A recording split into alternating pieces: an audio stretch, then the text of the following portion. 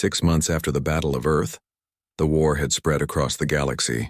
What started as humanity's desperate fight for survival had become something the Dominion had never experienced.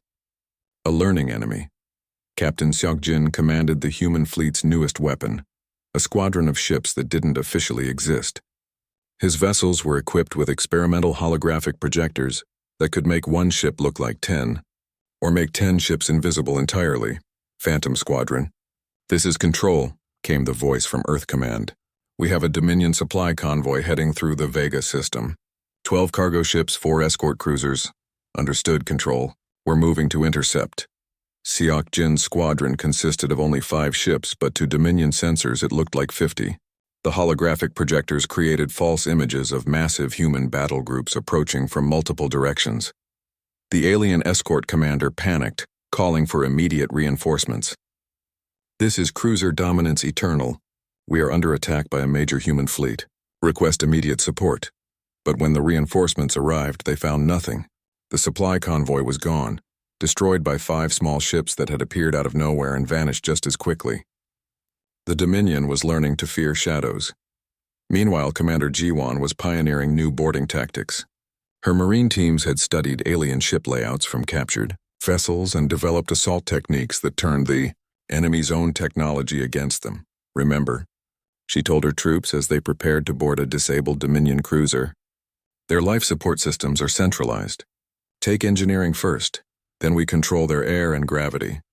The human Marines moved through the alien ship like ghosts. They used maintenance tunnels the aliens had forgotten existed, struck from directions no enemy had ever attacked before. Within an hour, they had captured a ship that should have taken days to board. But the most important changes were happening in the shipyards of Earth and Mars. Dr. Yu Jin had been studying captured Dominion technology and made a startling discovery. "Admiral, I think I understand how their empire works," she reported to the command staff. "They've been using the same basic designs for centuries. Every ship, every weapon, every system follows identical patterns." Admiral Kyung-ho, who had replaced Min-ho after the previous commander's death in battle, leaned forward. "What does that mean for us?" "It means they're predictable. Once we understand one ship type, we understand them all. But it also means they have a fatal weakness." She activated a holographic display showing the internal structure of a Dominion vessel. "See these power conduits? Every ship has them in exactly the same places. Every shield generator uses the same frequency. Every computer core has the same access protocols." The implications were staggering.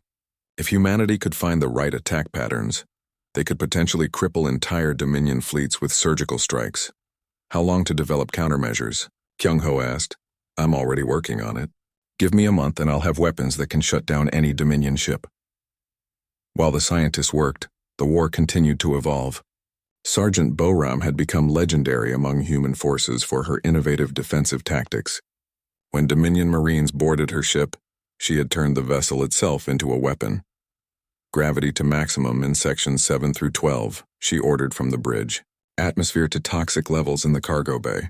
Emergency lighting off everywhere." The invading aliens found themselves fighting in crushing gravity, poisonous air, and total darkness. Meanwhile, human defenders used their superior knowledge of the ship to attack from ventilation shafts, maintenance crawlways, and hidden passages. The Dominion Marines, trained for conventional ship-to-ship combat, were completely unprepared for 3-dimensional warfare inside a hostile environment. They retreated in confusion, reporting that human ships were somehow alive and fighting back. These small victories were adding up. The Dominion High Command was receiving reports from across the galaxy of impossible human tactics. Ships that shouldn't exist were destroying supply lines. Inferior human fleets were defeating superior alien forces through unpredictable strategies. Archon Thelvarian, military commander of the Dominion, called an emergency meeting. "Explain to me how a primitive species is making our fleets look incompetent." His intelligence officer, a nervous Zephyrian named Kelneth, shuffled through reports. "Sir, the humans are adapting faster than we can respond. Every time we develop a counter for their tactics, they've already moved on to something new. They're also fighting differently than any species we've encountered," added Mindweaver Zixandra, the Nethys psychic advisor. "Most conquered peoples fight to preserve their existing way of life. Humans are fighting to become something new. Thelvarian slammed his fist on the table. They're primitives.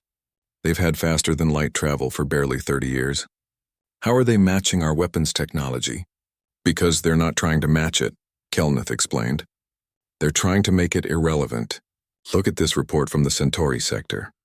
The hologram showed the aftermath of a battle between a Dominion heavy cruiser and 3 human frigates. The alien ship was intact but completely powerless, drifting helplessly through space. How? Thelvarian demanded. The humans used some kind of electromagnetic pulse weapon. It didn't destroy our ship, but it shut down every system simultaneously. The crew was rescued, but they reported that the ship's computer cores were completely scrambled. Similar reports were coming in from everywhere.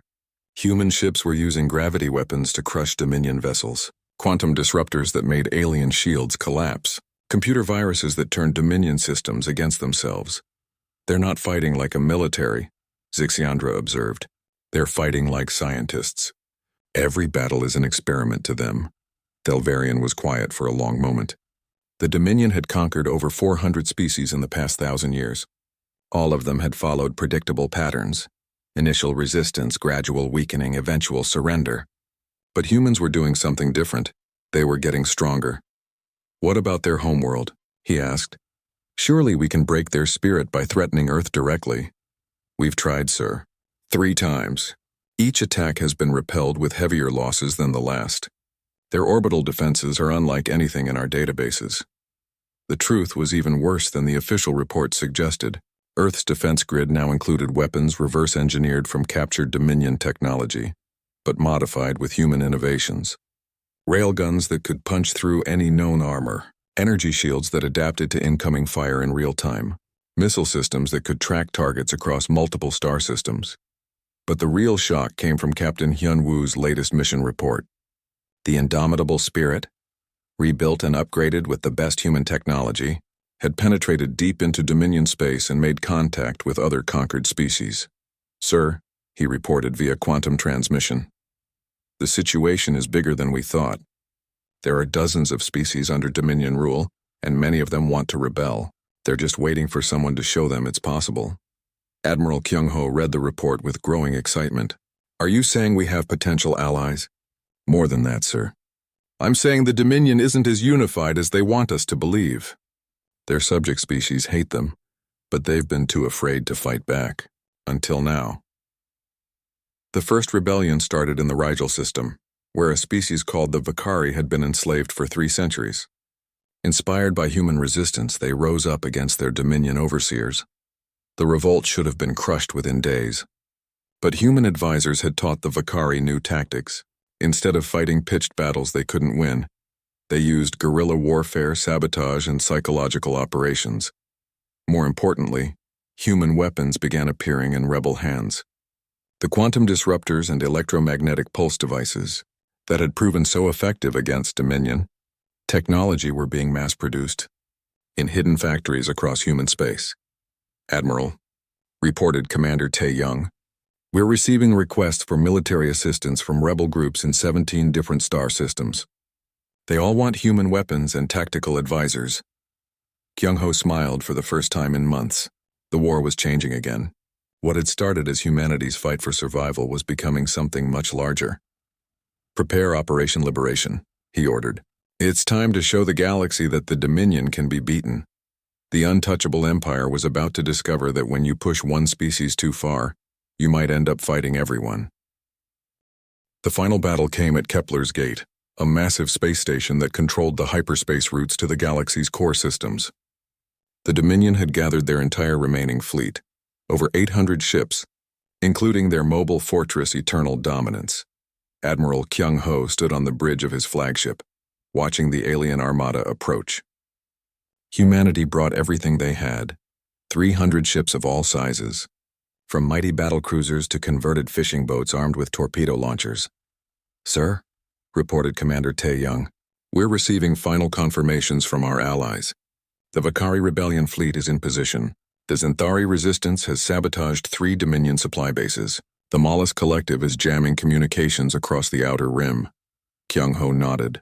This wasn't just humanity's fight anymore. Across the galaxy, Dozens of species were rising against their Dominion oppressors, but the main battle would still be decided here in the empty space between stars. All ships, this is Admiral Kyung-ho. He broadcast on all channels. Today we end 1,000 years of tyranny, not just for humanity, but for every species that dreams of freedom. The Dominion fleet moved with their usual perfect coordination. Archon Thelvarian commanded from the bridge of the Eternal Dominance, confident that superior numbers and firepower would finally crush the human rebellion. Primitive fools, he muttered, watching the human fleet spread out before him. They still think courage can defeat technology. But Captain Hyunwoo, now commanding a squadron of heavy cruisers, had something else in mind. The indomitable spirit, upgraded beyond recognition but still carrying the same name, led a desperate frontal assault that appeared to be humanity's last gambit. All ships, attack formation Delta, Hyunwoo ordered. Make it look convincing. The human fleet charged directly at the Dominion center, their weapons blazing. It looked like a heroic but doomed final effort. The aliens took the bait, closing ranks to crush the attackers with overwhelming firepower. That's when Dr. Yujin's ultimate weapon was revealed.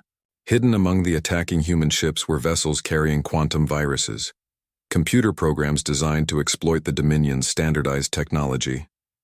Commander Mi-young, piloting a small courier ship, managed to slip through the alien formation undetected.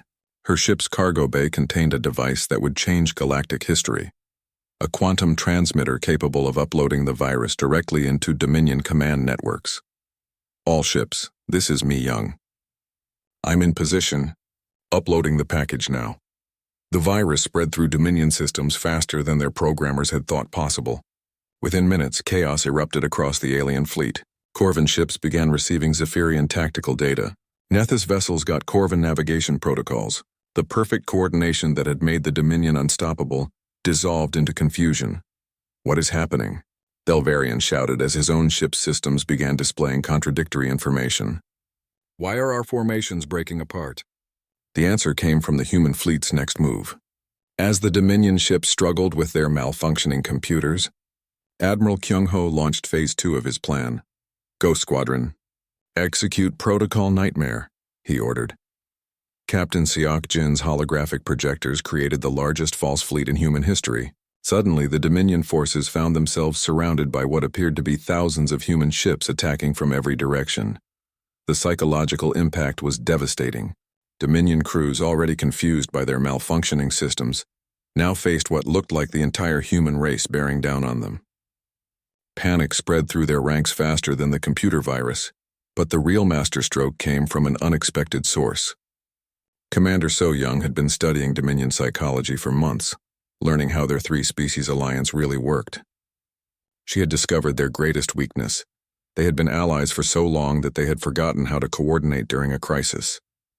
All ships, target the command links between alien species, she broadcast. Force them to operate independently. Human weapons, precisely targeted, severed the communication networks that allowed Corvin, Nethys, and Zephyrian ships to work together. Suddenly, ships that had fought as one for centuries were trying to coordinate 3 different battle plans simultaneously. The result was catastrophic for the Dominion. Their perfect formations collapsed into friendly fire incidents. Ships collided with each other as different navigation systems gave contradictory orders. The unstoppable fleet became a confused mass of individual vessels fighting separate battles. Hyunwoo led the final charge against the Eternal Dominance. His squadron had been reduced to just 12 ships, but they carried humanity's most powerful weapons, quantum torpedoes that could phase through any known shielding. This is for New Busan, he said as his weapons locked onto the massive fortress ship, and for every species you've destroyed. The torpedoes struck the Eternal Dominance simultaneously at multiple points. The fortress's shields, designed to stop conventional weapons, were useless against quantum-phased attacks. Explosions rippled across the massive vessel as its internal structure came apart. But Thelvarian had one last card to play. The fortress ship's main weapon was a planet killer, capable of destroying entire worlds. If he was going to die, he would take humanity's homeworld with him. Target Earth, he ordered. Full power to the main cannon. Engineer Jin Ho, monitoring Dominion communications from his battle-damaged ship, detected the charging weapon. Admiral, they're preparing to fire at Earth. We need to stop them now. There was only one way to prevent the shot. Hyunwoo made the same choice he had made 2 years ago when this war began. All ships, ramming speed, were going in. The indomitable Spirit and her escort vessels dove toward the eternal dominance like falling stars. Dominion point defense weapons filled space with deadly fire, but the human ships kept coming. Mi Young, her courier ship already damaged from uploading the virus, managed one final act of heroism. She overloaded her quantum drive, creating a localized space-time distortion that disabled the fortress's main cannon just as it was about to fire. The explosion was visible from 3 star systems away. When the light faded, the eternal dominance was gone, taking with it the last hopes of Dominion victory. Across the battlefield, alien ships were surrendering or retreating. The perfect fleet that had ruled the galaxy for 1,000 years was broken, scattered to the stellar winds by an enemy they had thought primitives. Admiral Kyung-ho received the surrender of the remaining Dominion forces from his damaged flagship. Around him, the surviving human fleet was a battered but victorious collection of jury-rigged ships held together by determination and spare parts. "This is Archon Veltarian. Of the surviving Dominion fleet," came the transmission. We surrender. Your terms?" Kyung-ho thought about all the species the Dominion had conquered, all the worlds they had destroyed, all the lives lost in their endless expansion. He thought about New Busan Colony and the 50,000 people who had died simply for existing in the wrong place. "Unconditional surrender," he replied. "Your ships will be disarmed. Your leaders will stand trial for crimes against sentient life. Your conquered peoples will be freed. And our crews will be treated according to the laws of war. We're not like you. We don't destroy people for the crime of existing." The news of Dominion defeat spread across the galaxy faster than light itself. On hundreds of worlds, enslaved species rose in celebration. The 1,000-year reign of terror was over, but humanity didn't try to replace the Dominion as galactic rulers. Instead, they did something the galaxy had never seen. They established a council where all species could participate as equals. Captain Hyunwoo, miraculously surviving the final battle, was offered command of the new Galactic Defense Force. He accepted, but with one condition: the fleet's primary mission would be exploration and protection, not conquest. "We didn't fight this war to become the new oppressors," he told the Galactic Council during its first meeting. "We fought it so that no species would ever again face extinction simply for refusing to bow." The former Dominion species, Corvin, Nethys, and Zephyrians, were allowed to join the new alliance as equal members once they had made reparations to their victims. Many of their people had been horrified to learn what their governments had done in their names. Dr. Yujin established the Galactic Science Cooperative, sharing human innovations with any species interested in peaceful development. The quantum computers, holographic projectors, and adaptive shielding that had won the war became tools for exploration and discovery. Years later, historians would debate how humanity had achieved the impossible. Some said it was their technology. Others claimed it was their tactics. A few suggested it was pure luck, but Captain Hyunwoo knew the real answer. He gave it in a speech to the first graduating class of the Galactic Military Academy. "We didn't win because we were stronger or smarter or luckier than the Dominion. We won because we never learned how to give up. Every time they knocked us down, we got back up and found a new way to fight. That's not just human nature, that's the nature of any species that refuses to be conquered.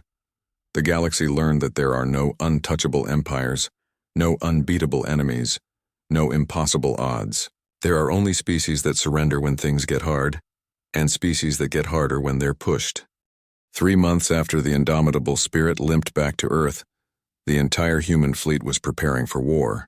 Captain Hyunwoo's battle report had changed everything. The peaceful exploration mission was over. Humanity now faced extinction. Admiral Min Ho stood in Earth Defense Command, watching dozens of screens showing ship movements across human space. Every vessel humanity possessed was being converted for combat. Cargo ships carried armor plating and weapons. Research vessels became scouts and electronic warfare platforms. Even passenger liners were fitted with missile launchers. "How many ships do we have?" he asked his aide. Commander So-young checked her datapad. 47 proper warships, sir.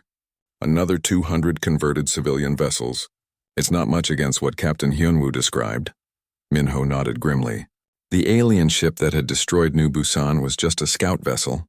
Intelligence suggested the Dominion had thousands of such ships, plus massive battle cruisers and fortress ships that could destroy entire fleets. But humans had advantages too. They were fighting for their home. They knew these star systems better than any invader, and they had learned something important from Hyunwoo's victory. The aliens could be hurt. What about the new weapons? Dr. Young-soo, head of military research, stepped forward. We've reverse-engineered some of the alien technology from the debris Captain Hyunwoo brought back. Their energy shields operate on specific frequencies. If we can match those frequencies, we can punch through their defenses. How long to retrofit the fleet? 2 weeks for the main battle groups. A month for everyone else. Minho shook his head. We don't have a month. Our scouts report alien ships moving toward human space. They'll be here in days. The first attack came sooner than expected. Commander Tae-young was patrolling the outer colonies when his squadron detected incoming ships. 12 alien vessels moving in perfect formation. All ships, this is Commander Tae-young. We have hostiles incoming. Remember your training. The human squadron consisted of 6 converted freighters and 2 proper frigates. Against 12 alien warships, they should have been destroyed in minutes. But Tae-young had studied Hyunwoo's tactics carefully. Execute pattern ghost, he ordered. The human ships spread out and went silent, cutting all engines and broadcasting. To alien sensors, they seemed to vanish. The Dominion fleet slowed, confused by the disappearing targets. That's when the humans struck. They came from above and below simultaneously, weapons blazing. The aliens were caught in crossfire, their perfect formation working against them. 2 alien ships exploded before they could return fire. But the Dominion had learned from their first defeat too. Their remaining ships scattered and began hunting the human vessels individually. Their superior firepower began to tell. Falcon Leader, we've lost cargo ship 7, came a report over the radio. Freighter New Hope is badly damaged. Tae-young made a decision that would become standard human doctrine. All ships ramming speed. Take them with us. The damaged New Hope, her cargo holds torn open and engines failing, turned toward the nearest alien ship. Her captain, an old merchant named Dong-hyun, pushed his dying vessel to maximum speed. For Earth, he shouted over the radio. The freighter crashed into the alien cruiser's side, both ships exploding in a ball of fire and twisted metal. But the sacrifice wasn't wasted. The explosion damaged 2 more alien vessels and disrupted their formation. The remaining human ships used the confusion to escape, but not before recording everything. The tactical data was sent immediately to Earth Defense Command. Admiral Minho studied the battle reports with his senior staff. They're adapting, he said, learning from each engagement. But so are we. Commander So-young had been analyzing alien communication patterns. Sir, I think I've found something. Their fleet movements are too coordinated. They're using some kind of command network to link all their ships. What does that mean for us? If we can disrupt that network, their formations will fall apart. They'll have to fight as individual ships instead of a unified fleet. Dr. Young-soo was excited. I can build a jamming device, but it would have to be deployed right in the middle of their fleet. Whoever carries it won't be coming back. Minho looked around the room. Every officer present knew what he was thinking. This was a suicide mission, but it might be their only chance. I'll do it, So-young said immediately. My ship is fast enough to get in close. No, Minho replied. I need you here coordinating the defense. I'll find volunteers. He didn't have to look far. Within hours, dozens of ship captains had volunteered for the mission. They all understood what was at stake. The main Dominion fleet arrived a week later. 300 alien ships entered human space in perfect formation, their silver hulls gleaming under the light of Earth's sun. They moved toward the home world like an unstoppable wave. Humanity's entire fleet rose to meet them. It looked pathetic by comparison. Barely 200 ships, most of them converted civilian vessels. But Admiral Minho had a plan. Remember, we're not trying to win, he broadcast to all ships. We're trying to survive. Make them pay for every mile of space. Make them remember that humans don't die quietly. The battle began at the edge of the solar system. Human ships darted between the alien formations like angry wasps, striking and retreating before the heavy weapons could lock onto them. They couldn't match the Dominion's firepower, but they could be unpredictable. Captain Ji-won led a squadron of fast attack ships in a desperate charge against the alien flagship. Half her ships were destroyed in the attempt. But they managed to damage the enemy command vessel's communications array. Commander Boram's converted cargo ship Iron Will held the center line alone for 30 minutes. Her improvised weapons blazing defiance at ships 10 times her size. When her engines were destroyed, she used maneuvering thrusters to keep fighting until the ship finally exploded. But the real victory came when Lieutenant Seok Jin activated Dr. Young-Soo's jamming device. His small courier ship had managed to slip through the alien formation unnoticed. When the device activated, the Dominion fleet suddenly lost coordination. Ships that had moved in perfect harmony began colliding with each other. Orders became confused. The unstoppable formation dissolved into chaos. "Now," Admiral Minho shouted. "All ships attack!" The human fleet swarmed over the confused aliens like hungry sharks. Individual alien ships were still powerful, but without coordination they couldn't concentrate their firepower effectively. The battle raged for 6 hours. When it was over, the Dominion fleet was in full retreat. They had lost nearly half their ships to an enemy they had thought would be easy prey, but victory came at a terrible cost. Humanity had lost over 60% of their fleet. Earth's orbital defense stations were destroyed. Millions of people were dead. Admiral Minho stood in the ruins of Defense Command looking at the casualty reports. They had won this battle, but the war was just beginning. "Sir," Commander So Young reported, "we're getting signals from the outer colonies. The aliens are regrouping. They're bringing in reinforcements from across the galaxy." Minho nodded. He had expected this. The Dominion had ruled for 1,000 years. They wouldn't give up after one defeat. "Send a message to every human colony, every ship, every outpost," he ordered. "Tell them what happened here. Tell them we hurt them badly, but they're coming back with everything they have." "What are your orders, sir?" Minho looked out at the stars where alien fleets were gathering in numbers beyond counting. "We prepare for the next round, and we make sure they remember that humanity will never bow to anyone." The war for human survival was just beginning, but the galaxy had seen something new, a species that grew stronger under pressure, more dangerous when cornered. The Dominion was about to learn that some enemies become more deadly the harder you try to destroy them. The alien ship fired a warning shot that passed close to the indomitable Spirit's hull. The energy beam was so powerful that it heated their outer armor red hot. A direct hit would vaporize them instantly. "Still time to surrender, Primitive," the alien voice said over the radio. "Your vessel will make an interesting study specimen." Captain Hyunwoo looked at his crew. They were scared, but none of them suggested giving up. Jinho was already rerouting power to the weapons. Honji was calculating firing solutions. Nari had her finger on the emergency beacon that would warn Earth about the aliens. "They think we're helpless," Hyunwoo said to his tactical officer. "What do you think, Yunji?" She studied her screens carefully. The alien ship was massive and heavily armored, but it moved slowly. Their own ship was small and fast. Not fast enough to run away, but maybe fast enough for something else. "Sir, they're not expecting us to fight. Look at their position. They're just sitting there waiting for us to surrender." Hyunwoo nodded. "Jinho, can you give me more speed?" The engineer's hands flew over his controls. "I can push the engines to 120%. Maybe 130 for a few minutes. After that, they'll explode. Do it." The indomitable Spirit suddenly shot forward, accelerating faster than its designers had thought possible. The alien ship was caught completely off guard. By the time its gunners reacted, the human vessel was already changing course. "Evasive pattern Delta," Hyunwoo ordered. Their ship twisted and rolled through space like a dancer. The aliens fired again and again, but their massive weapons couldn't track the fast-moving target. Each miss sent deadly energy beams shooting harmlessly into space. "They're getting angry," Yunji reported. "I'm reading power spikes all across their ship. They're charging everything they have." "Good. Angry enemies make mistakes. Jinho, I need you to overcharge our main gun." "Sir, that's impossible. Our railgun isn't designed for that kind of power. It could explode and take half the ship with it." "Can you do it or not?"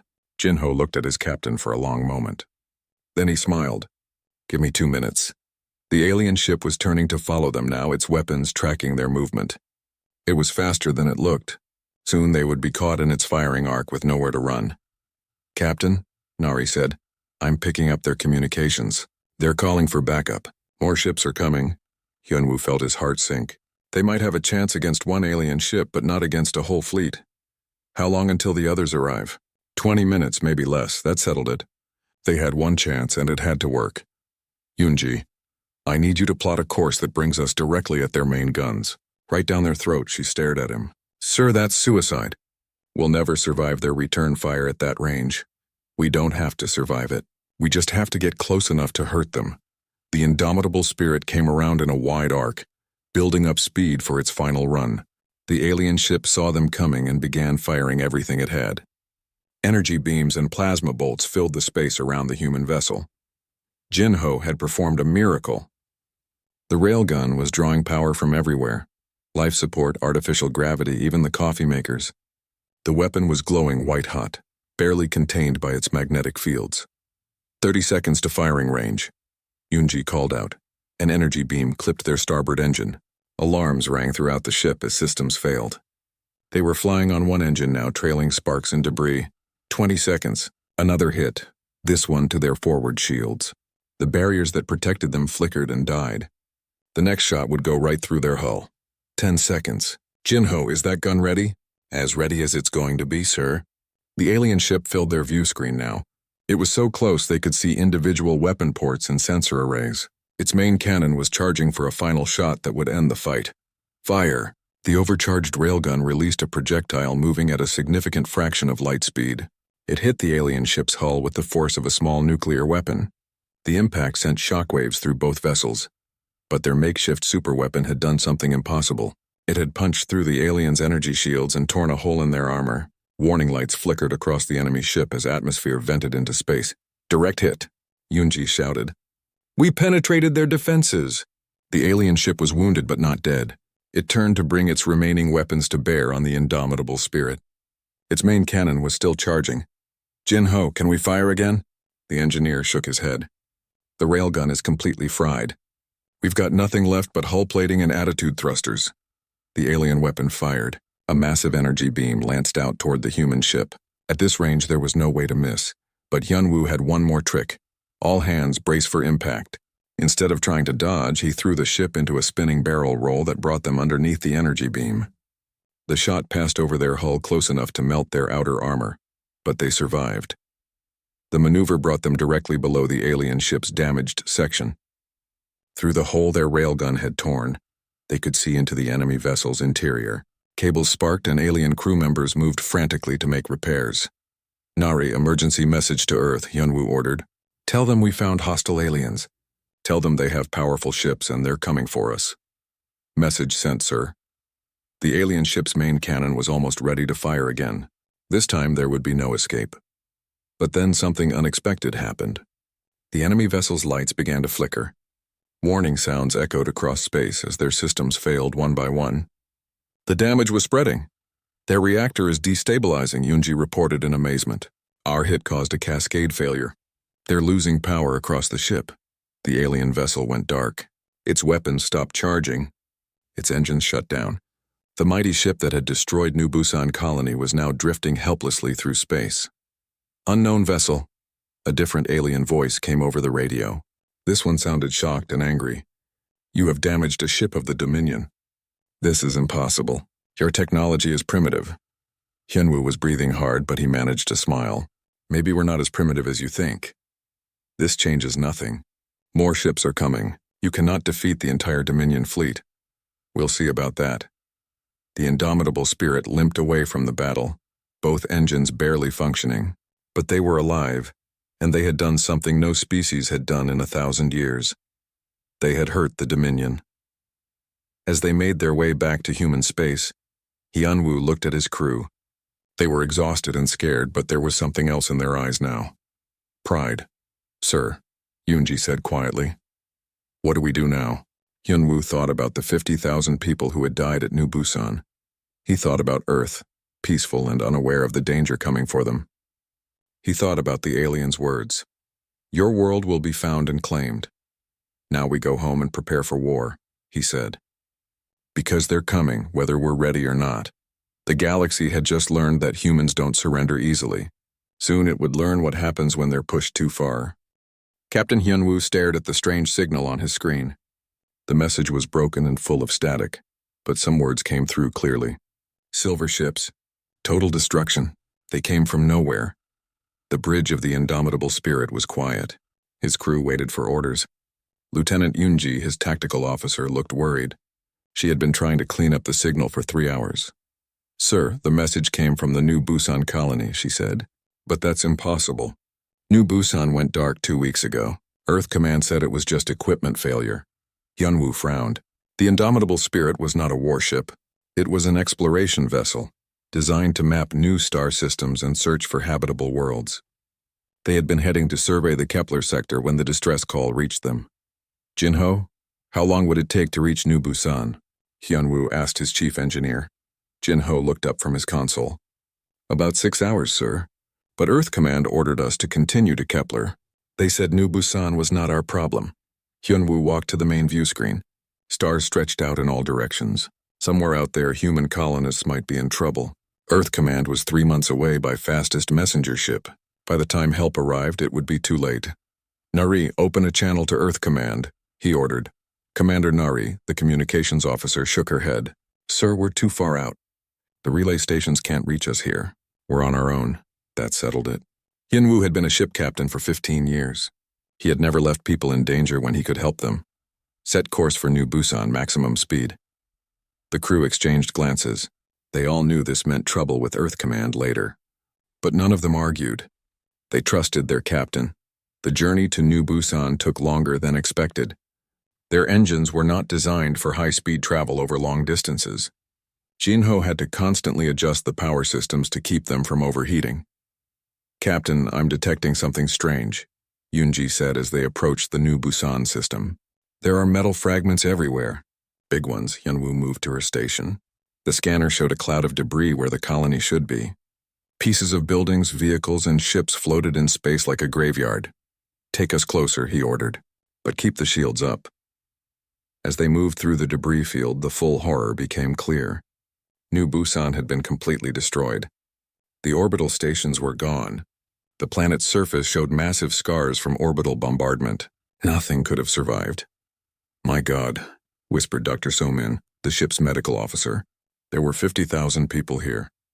Jinho was scanning the debris with every instrument they had. "Captain, these blast patterns. I've never seen anything like them. The energy signatures are completely unknown. This wasn't pirates or rebels. This was something else." Hyunwoo felt cold. Humanity had been exploring space for only 30 years. They had found many worlds, but no intelligent alien life. Earth scientists said they were alone in this part of the galaxy. "How long ago?" he asked. "Based on the radiation decay, about 2 weeks, Jinho replied. "Right when they went silent." The bridge fell quiet again. Everyone understood what this meant. Somewhere out there was a force powerful enough to destroy an entire human colony in hours, and Earth had no idea it existed. "Sir, I'm picking up movement," Yunji said suddenly. "Something big heading this way fast." On the main screen, a silver ship appeared. It was enormous, at least 10 times the size of the Indomitable Spirit. Its hull was smooth and featureless like liquid metal. Strange lights pulsed along its sides. "Unknown vessel, this is Captain Hyunwoo of the Earthship Indomitable Spirit. Please identify yourself." There was no response.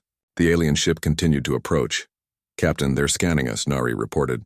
"Very sophisticated scans. They're learning everything about our ship." Hyunwoo made a decision that would change human history. Instead of running, he ordered his ship to hold position. If these aliens had destroyed New Busan, he needed to learn as much as possible about them. Earth had to be warned. "All stations, start recording everything. I want complete scans of that ship. If we don't make it back, maybe someone else will find our data." The alien vessel stopped just outside weapons range. For long minutes, nothing happened. Then a new voice came over the communication system. It spoke perfect English, but with a strange accent. "Primitive vessel, you have entered territory claimed by the Valthara Dominion. Your species is unknown to us. State your origin and purpose." Hyunwoo stepped forward. "I am Captain Hyunwoo of the human exploration vessel Indomitable Spirit. We came here looking for our missing colonists. What happened to them?" There was a pause. Then the alien voice returned, and now it sounded amused. "Your colonists resisted Dominion authority. They were eliminated as an example to other primitive species. You will surrender your vessel for study, or share their fate." The words hit the bridge like a physical blow. 50,000 people, killed simply for existing in the wrong place. Hyunwoo felt anger rising in his chest. We are peaceful explorers, he said, keeping his voice steady. We mean no harm to anyone. We just want to go home. Irrelevant, the alien replied. The Dominion has ruled this galaxy for 1,000 years. All species submit or perish. Your technology will be studied. Your biology will be catalogued. Your world will be found and claimed. Yunji was working frantically at her console. She caught Hyunwoo's eye and shook her head slightly. The alien ship was too powerful. Their weapons would be useless against it, but Hyunwoo had not survived 15 years in space by giving up easily. He looked around at his crew. They were afraid, but they were ready to fight. They were human. Jinho, give me everything the engines have, he said quietly. Yunji, prepare weapons. Nari, record a message to Earth. Tell them what we found here. Sir, we can't fight that thing, Yunji whispered. Hyunwoo smiled grimly. Maybe not. But we can make them remember us. The alien ship began to move closer. Its weapons were charging. In a few moments, the indomitable spirit would join the debris around New Busan. Unless they did something that no one expected. All hands, prepare for combat, Hyunwoo announced over the ship's intercom. We're going to show these aliens what humans are made of. The galaxy was about to learn that some species refuse to submit quietly.